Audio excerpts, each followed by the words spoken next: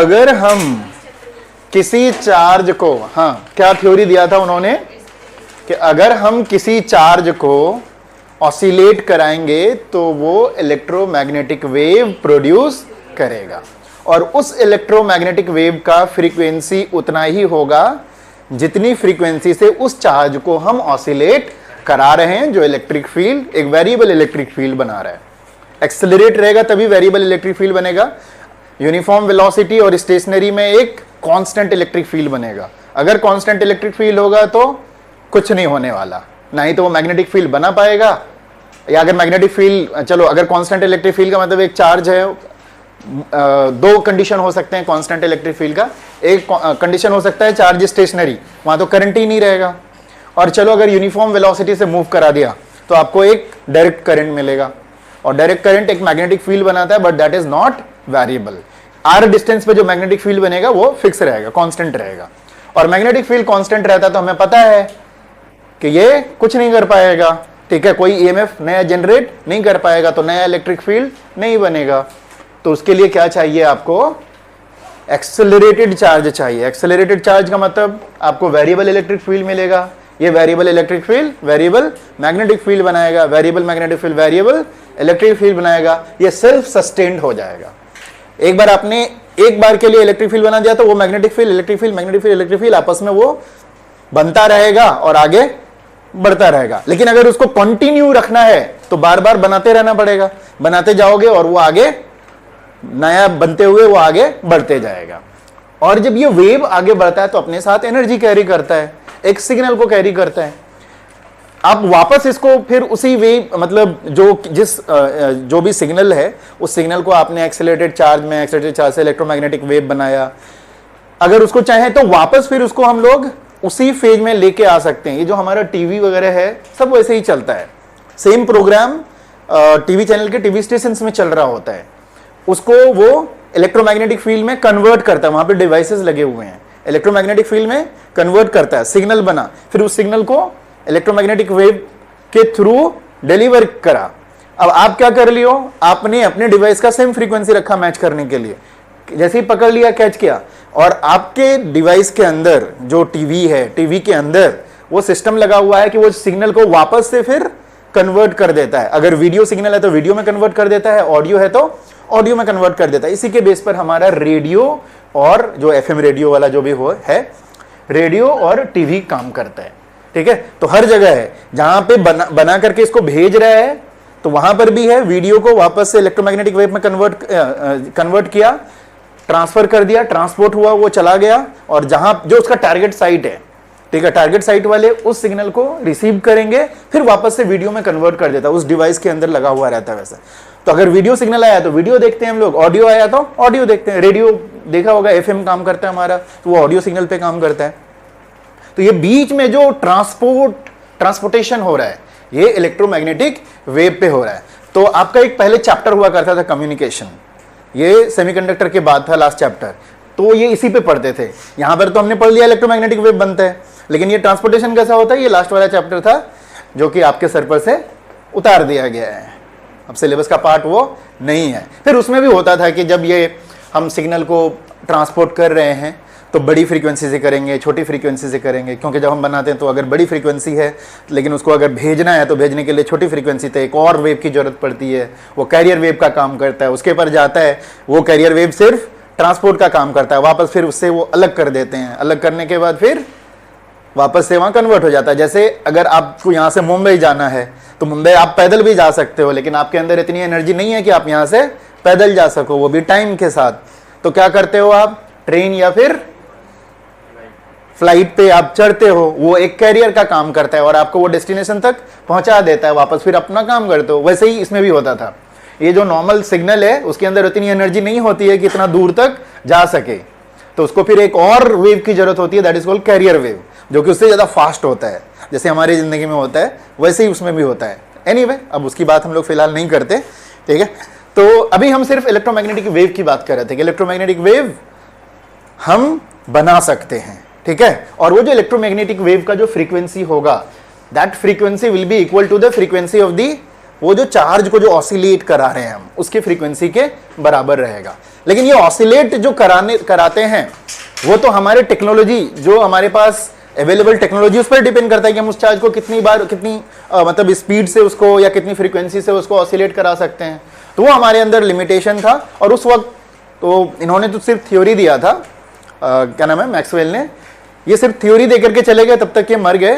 तो हर्ट्ज ने इसी थ्योरी को लेकर के एक्सपेरिमेंट करके प्रूव कर दिया और उन्होंने वेव बना दिया। ठीक है, वेव बना दिया। और वो ओके। और अच्छा हाँ, एक और क्वेश्चन पूछे थे, इसके बाद दूसरा एक्सपेरिमेंट कहां हुआ था? इंडिया में। कहां पे? कोलकाता में। क्या नाम था साइंटिस्ट का, देख के आए? बोस तो मैम ने बताया था, पूरा नाम बोला था मैंने, पता करके आना। हाँ हाँ, सुभाष चंद्र बोस, एक ही याद है, 15 अगस्त आ रहा है ना, बस जय हिंद, है ना। तो इसका मतलब तुम लोग क्लास के बाद क्लास में ही भुला करके चले जाते हो, फिर दोबारा देखते नहीं हो, है ना। इतने बड़े साइंटिस्ट उस जमाने में, 1895 की बात है जब इन्होंने एक्सपेरिमेंट करा था। ठीक है, जगदीश चंद्र बोस, यस। तो उस जमाने में 1895 में कैलकाटा नाम था, कोलकाता तो अभी नाम हुआ है इसका, कैलकाटा नाम था उस वक्त। कैलकाटा में इन्होंने एक्सपेरिमेंट करा था। इन्होंने एक्सपेरिमेंट करा और अच्छा खासा फ्रीक्वेंसी का बना दिया, वेव जो लेंथ काफी रिड्यूस कर दिया, 5 से लेकर के 15 mm या 10 mm के आसपास वेवलेंथ का उन्होंने बनाया था। लेकिन ये भी मतलब आम नहीं हुआ था, लैब में ही रह गया इसका। ठीक है, जो आम हुआ जिसका, वो था मार्कोनी, तीसरा साइंटिस्ट जो कि पूरा इंटरनेशनल लेवल पे आया। ठीक है, उन्होंने जो वेव बनाया काफी अच्छा फ्रीक्वेंसी बढ़ा दिया और जो उन्होंने वेव बनाया उसका नाम रखा उन्होंने रेडियो वेव। और सबसे पहले रेडियो उन्होंने ही बनाया था। रेडियो का नाम सुना है? कम से कम जीके तो स्कूल में रटा मारा होगा कि रेडियो किसने बनाया, मार्कोनी ने बनाया।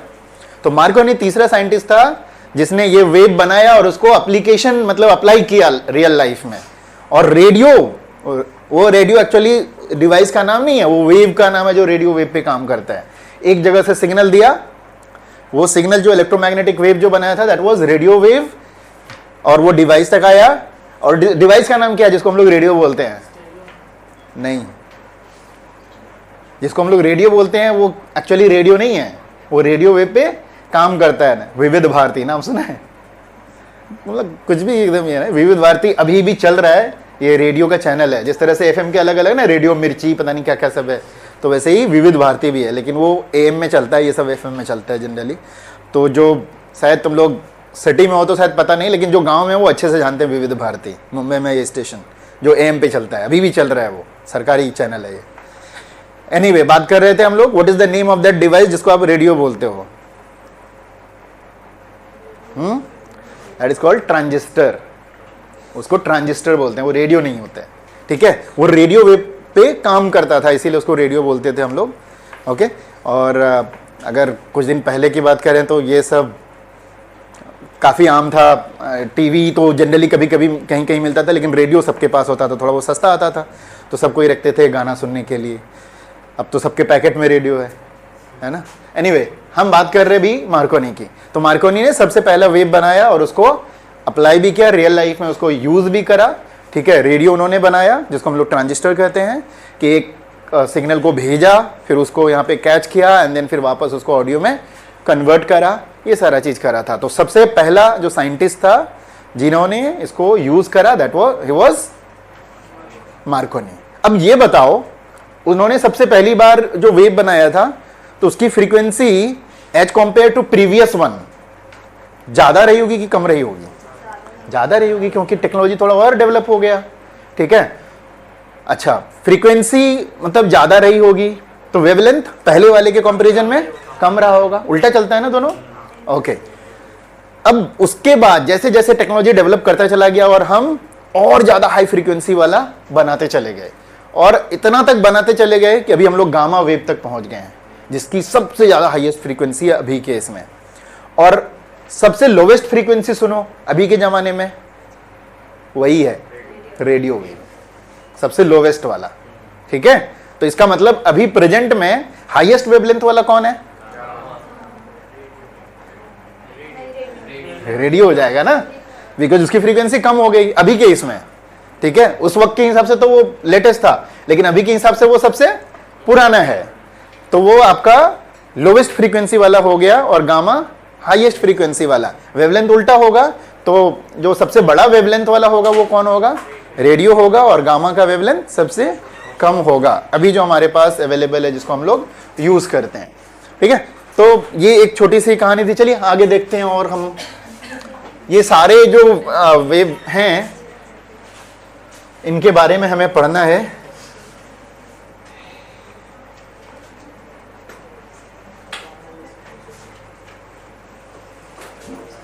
तो हम लोगों ने क्या करा था? क्वेश्चंस कर रहे थे ना, और एक दो रिलेशंस था, उसके बेस पर क्वेश्चंस करा था।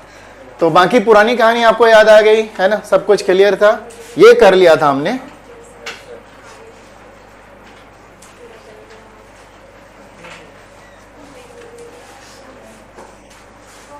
आगे बढ़ते हैं। ओहो, मैंने अपडेटेड करे थे। एनीवे चलिए, ये हर्ट्ज एक्सपेरिमेंट मैंने दिखा दिया था जब उन्होंने पहली बार एक्सपेरिमेंट करा था। इन्होंने प्रूफ कर दिया कि जो अपना पुराना वाला साइंटिस्ट था मैक्सवेल थे वो सही थे। हालांकि उसको खुद के जीते जी इस चीज़ का सौभाग्य नहीं मिला, लेकिन एनीवे दुनिया याद कर रही है आज तक। तो उन्होंने ये एक्सपेरिमेंट करा, चार्ज को ऑसिलेट कराया, एंड देन वेव बनाया, एंड देन वेव मूव करना स्टार्ट किया। तो एक डायग्राम सिंपली मैं दिखाना चाहता हूँ आपको। देखो, ये चार्ज यहाँ पे ऑसिलेट कर रहा है और इलेक्ट्रोमैग्नेटिक वेव बन करके उधर जा रहा है, और यहाँ पे कौन है? ये उसको डिटेक्ट कर रहा है। पता चला कि हाँ वाकई इलेक्ट्रोमैग्नेटिक वेव तो देख नहीं सकते ना आप, डिटेक्ट करवा सकते हो, तो यहाँ डिटेक्ट हो रहा है उसका।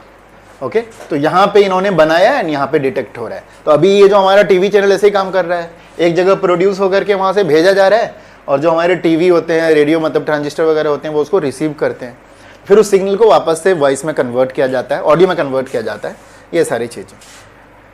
एनीवे एक और क्वेश्चन करना है हमें। नहीं, क्वेश्चन नहीं करते अभी, क्वेश्चन बाद में करेंगे।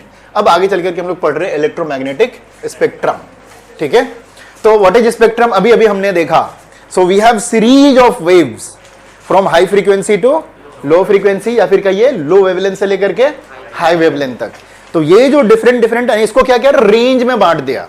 ठीक है, इतना से इतना फ्रीक्वेंसी तक को एक तरह का वेव बोलेंगे, इतना से इतना तरह के फ्रीक्वेंसी वाले को ये वेव बोलेंगे। स्टार्ट होता है रेडियो वेव से, नीचे कहां तक चले गए? गामा वेव तक। ये जो 6-7 हमारे पास अलग अलग तरह के वेव हैं, इसको अगर हम लोग एक चार्ट में लिख दें ऊपर से नीचे तक, तो उसी को हम लोग क्या बोलते हैं? Electromagnetic spectrum. बात आ गई समझ में? सारे वेव्स को जो हमने डिवाइड करा है based on it's range of frequency, उसी को हम लोग क्या कहते हैं? Electromagnetic spectrum. अच्छा, एनीवे अभी हम थोड़ा सा और करते हैं। ये नोट कर लो जरा सा इसका डेफिनेशन।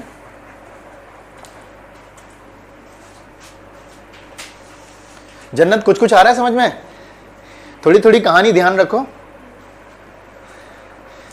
इस चैप्टर में सिर्फ कहानियां हैं, न्यूमेरिकल तो बेस्ड ऑन प्रीवियस ओनली है। जो अगर पीछे वाला पढ़े होगे तो न्यूमेरिकल कर लोगे आप, और एक वेव के ऊपर क्वेश्चंस आते हैं।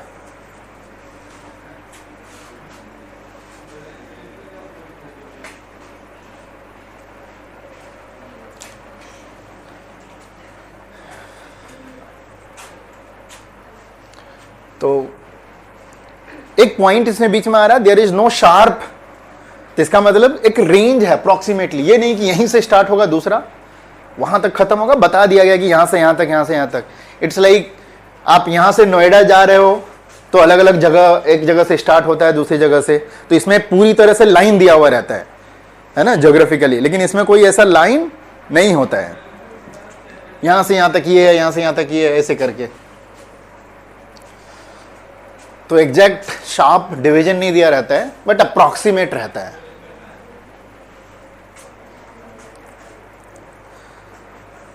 सेंटेंसेस समझ में आ गए?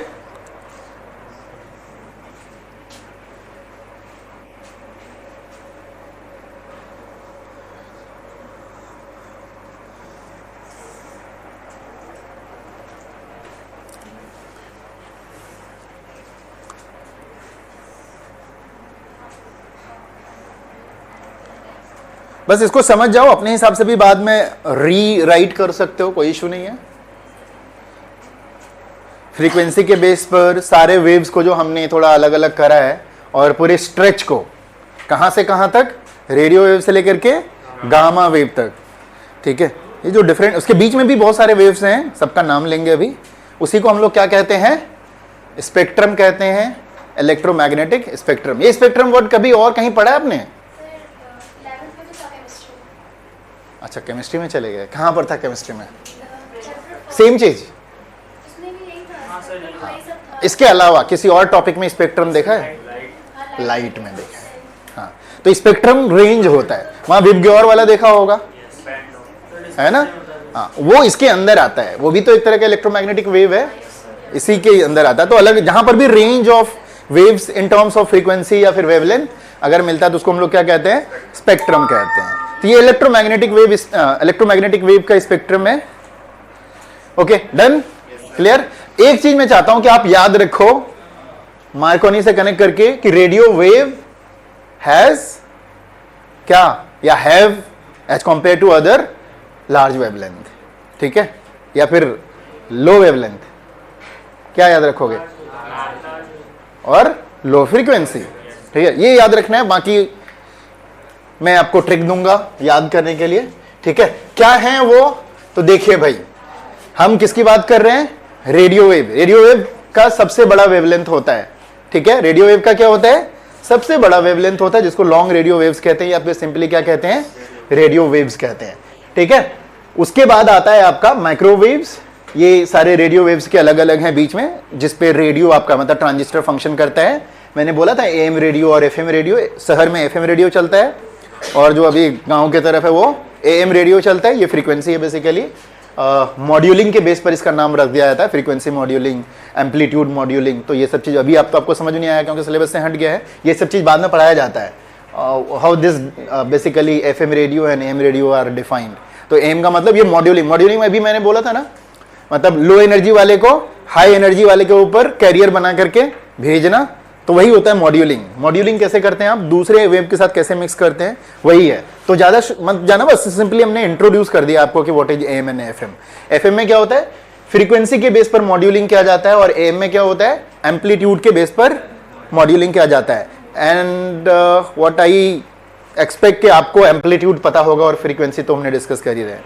वेव ऐसे ऐसे जा रहा है तो मीडियम से जो ऊपर वाली हाइट होती है क्या होती है, एम्पलीट्यूड होती है ना वो। और फ्रीक्वेंसी एक सेकंड में कितनी बार टें टें टें टें कर रहा है वो, उसका क्या हो गया, फ्रीक्वेंसी हो गया। एनीवे चलिए, तो ये सारे के सारे रेडियो वेव्स हो गए। उसके बाद क्या है, माइक्रोवेव्स है, फिर इंफ्रारेड है, फिर विजिबल है, फिर अल्ट्रासोनिक है, एक्सरेज है और गामा रेज। ये सारा लास्ट में गामा आ गया। गामा की वेवलेंथ क्या होगा, सबसे कम, और फ्रीक्वेंसी सबसे हाई। ये लेटेस्ट अपने टेक्नोलॉजी के हिसाब से इतना हाई फ्रीक्वेंसी हम जनरेट कर सकते हैं, ठीक है। उसके हिसाब से आपको वेवलेंथ मिल जाएगा। इस वाले रेंज में वेवलेंथ है और इस वाले रेंज में क्या है आपका, फ्रीक्वेंसी है। तो फ्रीक्वेंसी बढ़ रहा है तो वेवलेंथ क्या हो रहा है आपका, कम हो रहा है, नीचे से ऊपर अगर आप जाओगे, राइट। दोनों एक दूसरे के क्या होते हैं, उल्टा। क्यों होते हैं एक दूसरे के उल्टा? हाँ, क्यों, कैसे पता, कौन सा रिलेशन है जिसके बेस पे कह सकते हो? सी इज इक्वल टू ना ना ना nu lambda. C is equal to क्या होता है, न्यू लैम्डा। ये तो कांस्टेंट है, अगर कोई एक लैम्डा बढ़ेगा तो फ्रीक्वेंसी को कम होना होगा, या फ्रीक्वेंसी बढ़ेगा तो लैम्डा को कम होना होगा, राइट। दोनों एक दूसरे के इनवर्सली प्रोपोर्शनल हो गए। ये वेलोसिटी वाला रिलेशन से, ठीक है। ये वाला रिलेशन हमने पहले ही पढ़ा, एक दो चैप्टर पहले, जैसे म्यू नॉट और एप्सिलॉन नॉट से निकाला था स्पीड ऑफ द लाइट, सी का वैल्यू। फिर उसके बाद इनका रिलेशन ये होता है। तो ये सारे वेव हैं। बिल्कुल, एक बार वो कम्युनिकेशन वाला देखना इस बार है कि नहीं, इस बार मैंने चेक नहीं करा है, लेकिन 12th में कम्युनिकेशन पहले हट गया, वो लास्ट में है, सबसे पहले, सबसे लास्ट वाला जो चैप्टर है ना, पहले 15वां चैप्टर हुआ करता था, अभी तो 14 है ना आपके इसमें, तो 15वां चैप्टर हुआ करता था। इस बार का मेरे को एक बार चेक कर लूंगा मैं क्या है। एनीवे, अभी हम लोग इस पे बात करते हैं, जब उसकी बात आएगी तो फिर देखेंगे हम। तो अभी हमारा ये हैं सारे के सारे। अच्छा, बीच में विजिबल आता है, बीच में विजिबल आता है। विजिबल वो लाइट है जो व्हाइट लाइट आपको सनलाइट से मिल रहा है। सनलाइट बेसिकली क्या है, व्हाइट लाइट है, इसके बीच में है उसकी फ्रीक्वेंसी। तो वो भी एक तरह का इलेक्ट्रोमैग्नेटिक वेव है, और उसका रेंज देखिए कहां से कहां तक स्टार्ट होता है, 10⁻⁻⁶ में 400 नैनोमीटर से लेकर के 700 नैनोमीटर के बीच में। फिर इसी को हम लोग अगर किससे पास कराएंगे तो दूसरा स्पेक्ट्रम मिलेगा, प्रिज्म से, ठीक है। विबग्योर पूरा का पूरा मिलता है। तो वो व्हाइट लाइट का अपना एक स्पेक्ट्रम है, ये पूरा इलेक्ट्रोमैग्नेटिक वेव का स्पेक्ट्रम है। ठीक है, अब इसको याद कैसे रखें भाई इन सारे नाम को? तो नाम को याद करने का अपना एक तरीका है। ठीक है, तो वो ट्रिक मैं अभी बताऊंगा, आप एक बार ये लिखो, ये पूरा बोर्ड बनाना है। ठीक है, 410 टू द पावर -6 सॉरी 9, तो 2 जीरो उसको कटेगा तो 10 टू पावर -7 नहीं हो जाएगा? तो इसको जब बनाओगे ऐसे कर लो पेज को पूरा, तब बनेगा। And I want you to write, आप बाद में 1-2 बार और प्रैक्टिस करना। अब इसको ट्रिक एक मैं दे दूंगा कैसे याद करना है, बहुत आसान सा है, ज्यादा दिमाग लगाने का नहीं है, but I want you to write कि एक बार आपको सिर्फ माइंड में चला जाए कि क्या है, उसके बाद फिर मैं आपको याद करने का ट्रिक दे दूंगा। ऐसे करो, कौन सा मोड बोलते हैं उसको? लैंडस्केप। लैंडस्केप मोड में करो, आ जाएगा। है बनाने को तो आधा में भी बना दोगे। चलो नोट करो एक बार, फटाफट बनाओ।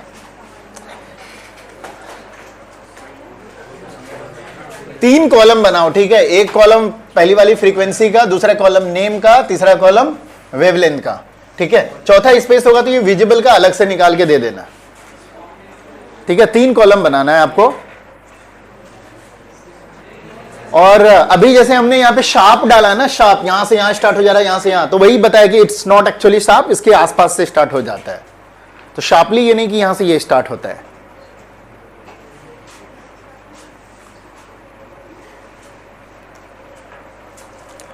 क्या हुआ अमरेंद्र? ये सारे के सारे यहां से यहां तक रेडियो वेव्स हैं। अब रेडियो वेव्स को भी 2-3 पार्ट में डिवाइड किया, लॉन्ग रेडियो वेव्स एम वाला, फिर टेलीविजन एफएम वाला, और शॉर्ट रेडियो वेव्स। धीरे धीरे ऊपर जाएगा तो वेवलेंथ कम होता चला जाएगा। हाँ, ये रेंज ऑफ फ्रीक्वेंसी है। आप इसमें चाहो तो पूरा मत लिखो, आप कहां तक, यहां तक लिखो, जिसके जिसके सामने है ना वो वाला लिख दो बस। ये सॉरी ये वाला नहीं है, पूरा मत लिखो तब। अच्छा किया तुमने बता दिया। ये शॉर्ट रेडियो वेव्स तब लिखो, ये इसका लिखो, जिसके जिसके जो सामने है ना यहां से यहां तक, ये वाला लिख दो। जिसके जिसके जो सामने है वहां तक लिख दो। ये यहां से लेकर के यहां तक है, और बीच का छोड़ दो। ठीक है, हर एक का रेंज दिया हुआ है ना, बस एक बार के लिए लिख लो। उतना ज्यादा मतलब शार्पली पूछा नहीं जाता है, बट एक बार के लिए लिख लो। रेंज दिया हुआ किसका कहां तक, बस वो लिख लो। ये एक तरह का एक्टिविटी है जो अभी करा रहे, थोड़ा सा करना जरूरी होता है, तभी उस चीज को पर एप्लीकेशन है, वो हमारा डिवाइस है बेसिकली, इसके एप्लीकेशन के बेस पे। चलो हो गया। तो हमें अब इसको याद करने का ट्रिक देखना है। नोट कर लिया सबने? ठीक है, कितने हैं? Gamma, X ray, ultraviolet, visible, infrared, microwave और लॉन्ग रेंज वाला, मतलब रेडियो वेव्स। हो गया, नोट कर लिया सबने? ठीक है, इसको याद करने का एक ट्रिक देखते हैं हम लोग। तो स्पेक्ट्रम बाद में,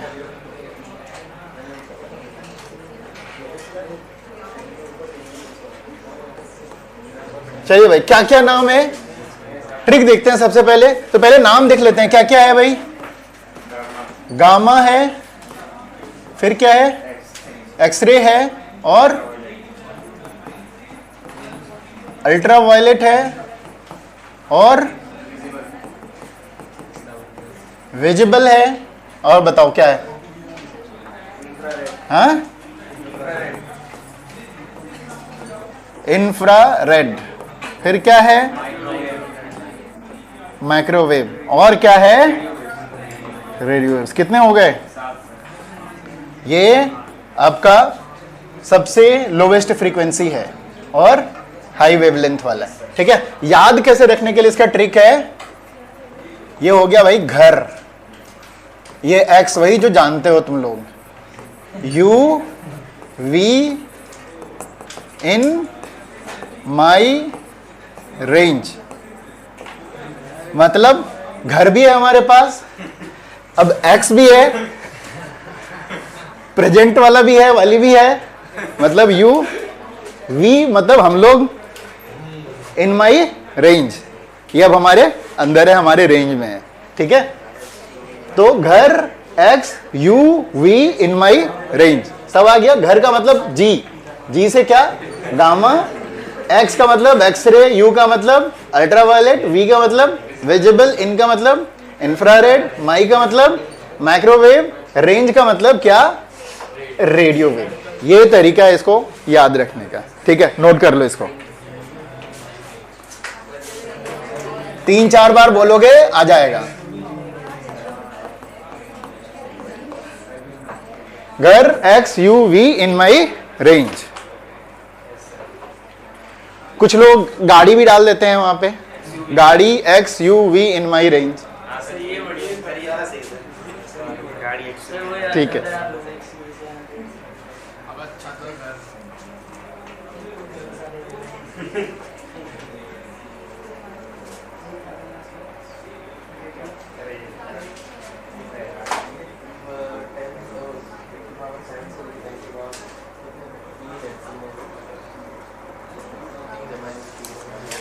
ठीक है, दोनों चीज रख सकते हो, गाड़ी भी कर सकते हो।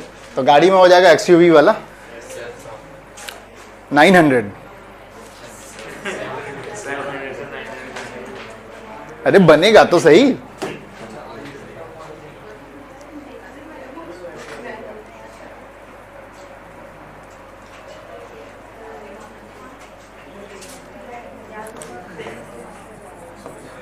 लो फ्रीक्वेंसी, ठीक है, और ये क्या है आपका हाई फ्रीक्वेंसी है। वेवलेंथ में उल्टा होता है उसका।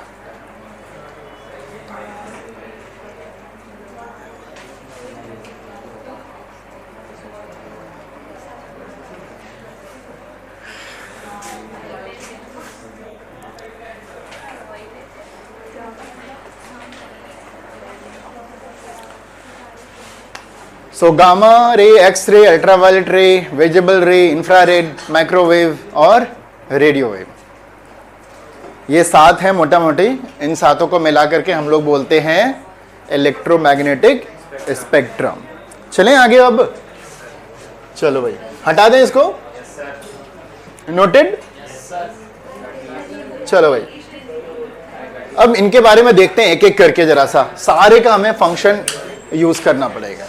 चलिए स्टार्ट करते हैं हम सबसे पहले रेडियो वेव से। रेंज ऑफ वेवलेंथ, सबसे बड़ा वेवलेंथ इसी का होता था और सबसे छोटा फ्रीक्वेंसी इसी का होता था। किलोमीटर से लेकर के मीटर तक, 0.3 मीटर तक, सबसे बड़ा से छोटा हम लोग जा रहे हैं, ठीक है। फ्यू किलोमीटर तक, एक ऐसे उठा तो कितने किलोमीटर तक जाएंगे, ओके।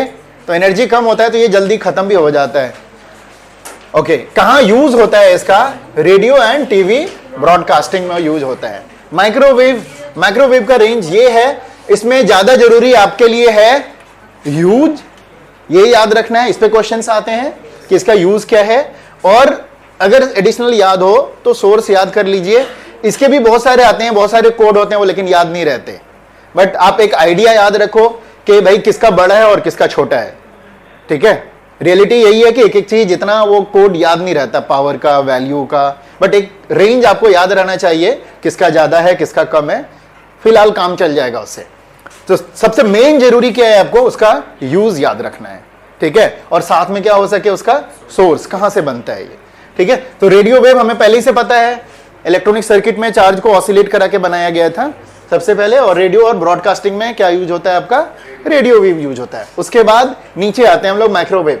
माइक्रोवेव कहां कहां यूज होता है, रडार में यूज होता है। रडार का नाम सुने आपने, क्या करता है ये, हाई मूविंग ऑब्जेक्ट के साथ कम्युनिकेशन करता है, सिग्नल। जैसे एयरक्राफ्ट वगैरह जितने भी ट्रेवल करते हैं, ठीक है, वो सब किस पे काम करते हैं, वो रडार पे। रडार ही उसका इंफॉर्मेशन लेता है, लोकेशंस एंड ऑल, ठीक है। Analysis of fine detail of atomic and molecular structure, और ओवन बनाने में काम करता है। अब ये बताओ माइक्रोवेव काम कैसे करता है, हमारे घर में जो ओवन है कैसे काम करता है, बिजली दे करके। ये नहीं पता था मुझे, है पहली बार पता चला। किसको पता है भाई कैसे काम करता है माइक्रोवेव, हाँ? आप माइक्रोवेव में कुछ भी डालते हो तो वो पक जाता है बगैर, अच्छा वो देखना, जिस बाउल में अगर आप गर्म कर रहे हो खाना या फिर खाना पका रहे हो, बाउल गर्म नहीं होता अगर शुरू में देखोगे तो आप, ठीक है। वो गर्म कब होता है? जब उसमें रखा हुआ खाना जो है वो गर्म होता है, उसके गर्माहट की वजह से वो गर्म होता है, लेकिन माइक्रोवेव उसको गर्म नहीं करता है।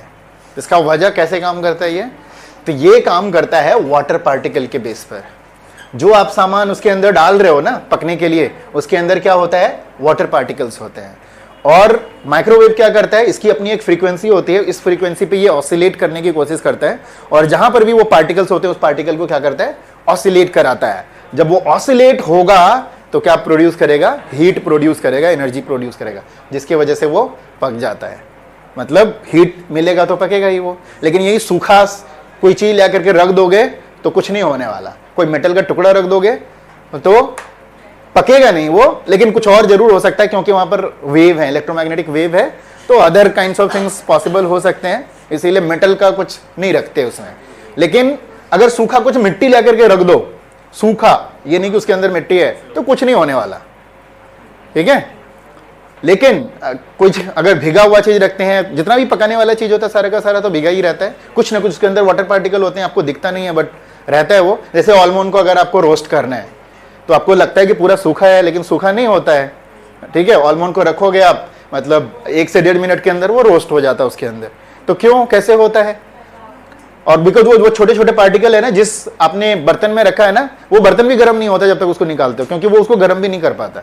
बर्तन को तो डायरेक्ट ये गर्म नहीं करता, तो बर्तन में जो रखा हुआ सामान है अगर वो बहुत ज्यादा गर्म हो गया, उसके गर्माहट से, गर्म चीज को किसी गर्म इसमें दूसरे मेटल या किसी बॉक्स में रखेंगे तो गर्म हो जाएगा, तो उसकी वजह से गर्म होता है। अगर टाइम से पहले उसको हटा लिया तो वो ठंडा ही रहता है, लेकिन उसके अंदर रखा हुआ चीजें क्या होती हैं? पक जाते हैं। तो इस तरह से ये काम करता है।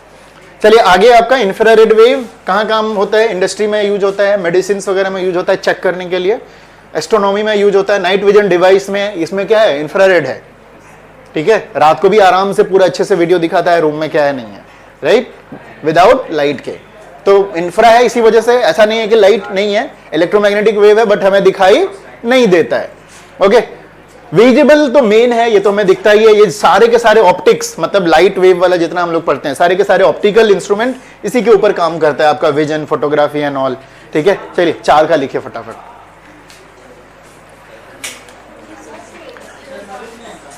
3, ये भाई यूज ही तो लिखना है,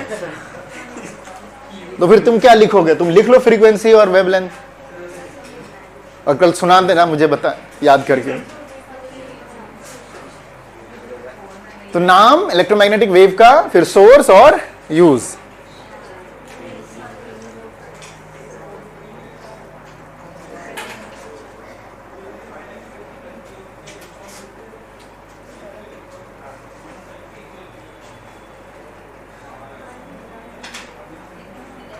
हो गया?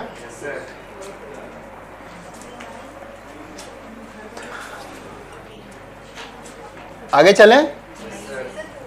ओके, कंप्लीट करो।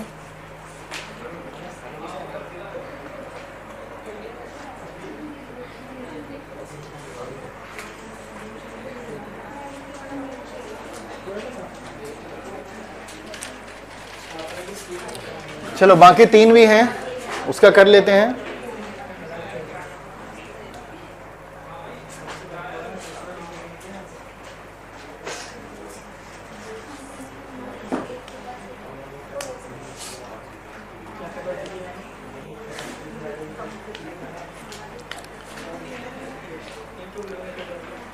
और कभी कभी उल्टा भी पूछता है इसमें क्वेश्चन, कोई एप्लीकेशन दे दिया, बताइए कौन सा वेव यूज होगा, तो 1-2 बार देख लेना इसको। चलिए आगे चलते हैं हम। ये 3 और, अल्ट्रावायलेट मेडिकल एप्लीकेशन में होता है, स्टरलाइजेशन में होता है, किलिंग बैक्टीरिया में यूज होता है, ठीक है, जर्म्स एंड फूड। आजकल एक अभी जो है ना अल्ट्रावायलेट की मशीन आई थी, वो इसमें क्या बोलते हैं, अभी कौन सी बीमारी, कोरोना में आया था ना, वो सब्जी वगैरह उसी में डाल करके धो, इस तरह से खत्म हो जाएगा। फिंगरप्रिंट में भी क्या यूज होता है आपका? अल्ट्रावायलेट यूज होता है। फोर्जरी अगर डॉक्यूमेंट में करने हैं वो सब में यूज होता है। एक्सरे का तो खैर पता है, सबसे मेन चीज है उसका एक्सरे फोटोग्राफी, ठीक है। ट्रीटमेंट ऑफ कैंसर में भी होता है, स्किन डिजीज में होता है। चलो लिख लो, ये सब तो सब आइडिया ही है इसमें। तो एप्लीकेशंस थोड़ा सा ध्यान से याद कर लेना।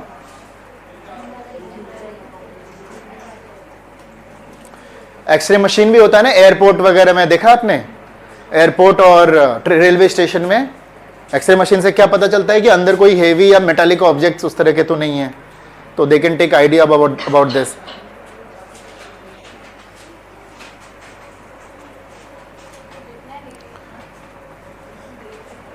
क्रैक्स फाइंड आउट करने के लिए भी यूज होता है। अगर अंदर में कोई क्रैक है तो वेव जाके वहां मुड़ जाता है, सीधा नहीं जाता है, तो ऐसे पता चलता है कि वहां पर क्या है, क्रैक है।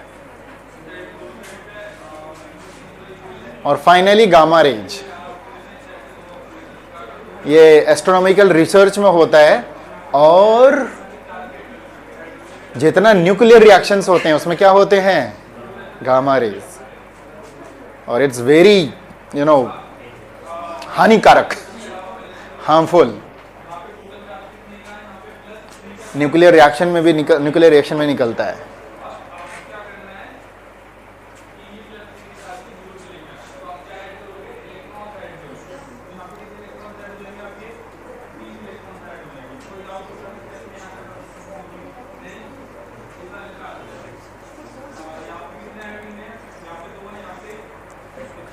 हो गया मित्रेस?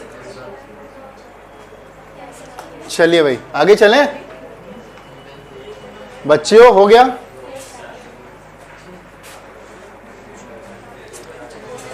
चलो भाई,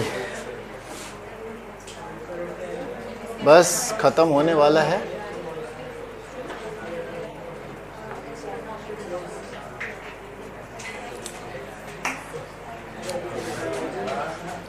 एक है आपके बुक का ये वाला है, ठीक है।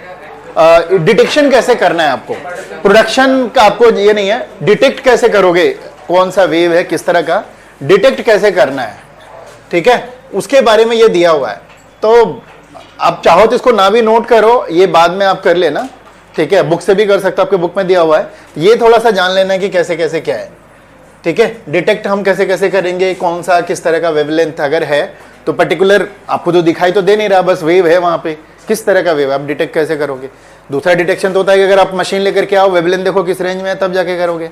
अदरवाइज एक और मेथड है, कहाँ कहाँ से कर सकते हो इसमें, ठीक है, जिसमें आपको डायरेक्ट पता चल रहा है, जो लाइट वेव है, जो विजिबल वाला है, ठीक है, वो डायरेक्ट आप नेकेड आई से देख करके बता सकते हो। ओके, उसके अलावा अलग अलग तरह के डिवाइसेज हैं, और ये हैं जैसे थर्मोपाइल्स वगैरह सब, बोलोमीटर, ये सब अलग अलग डिवाइसेज हैं जिसके हेल्प से आप इसको कर सकते हो, ठीक है। ये फोटो सेल्स, फोटो सेल्स का नाम सुना तुम लोगों ने, क्या होता है ये फोटो सेल्स? फोटो सेल्स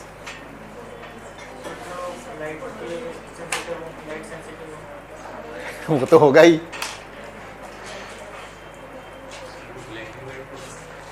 इसी के बेस पर आपका ये सोलर पैनल बनता है। सोलर पैनल जो लाइट को किस में कन्वर्ट करता है, केमिकल एनर्जी में कन्वर्ट करता है, फिर बाद में उसको वापस आप लाइट एनर्जी में यूज कर सकते हैं। बाकी फोटोग्राफिक फिल्म तो पता ही है, देखा है किसी ने फोटोग्राफिक फिल्म? क्योंकि आप लोग जब से जानना स्टार्ट किए होगे तब तक वो खत्म हो चुका, डिजिटल आ गया। तो पहले एक वो नेगेटिव वाली आया करती थी, है ना, उसमें एक सिल्वर वाला रहता है, 10th क्लास में पढ़ा होगा कैसे वो काम करते हैं। एक बार सनलाइट के साथ, सिल्वर सनलाइट के साथ रिएक्शन करता है तो वो खत्म हो जाता है। एक बार वो फेस किया सनलाइट को, उस पिक्चर आ जाती है, फिर उसके बाद उसकी धुलाई होती है, उसको धुलाई बोलते हैं, हालांकि वॉशिंग बोलते हैं इसे। हाँ, तो साफ करने के बाद फिर वो नेगेटिव बनता है, फिर नेगेटिव से आप फोटो निकलवा सकते हैं। तो पहले ये जो सिनेमा का जो रील आता था, ऐसे ही आता था, वो इतने इतने बड़े से रोलर आते थे, उसके अंदर ये पूरा नेगेटिव हुआ करता था, और सिनेमा हॉल में पीछे में नेगेटिव रहता था, और नेगेटिव के दूसरी तरफ से लाइट मारते थे तो उसका वो इमेज जाकर के वॉल पे आता था, मतलब इस पे सिनेमा का जो स्क्रीन होता है उसके ऊपर। अब तो डायरेक्ट डिजिटल आ गया, अब तो डायरेक्ट होता है। ओके, चलिए यहाँ पे एंड हो गया, क्वेश्चंस करने हैं।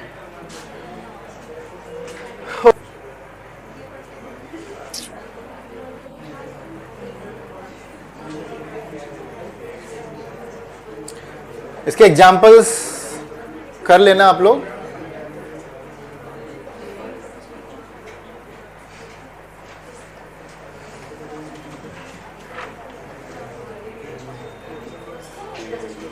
ये वाला टेबल की बात कर रहा था मैं, ठीक है, डिटेक्शन वाला टेबल। हाँ, चलो लिखो, सॉल्व करो। पहला क्वेश्चन तो कर लिया है आप लोगों ने, करे कुछ क्वेश्चंस? चलो दूसरा देखते हैं। हाँ इंतजार करो तुम लोग तो, बस कीजिए। क्या है?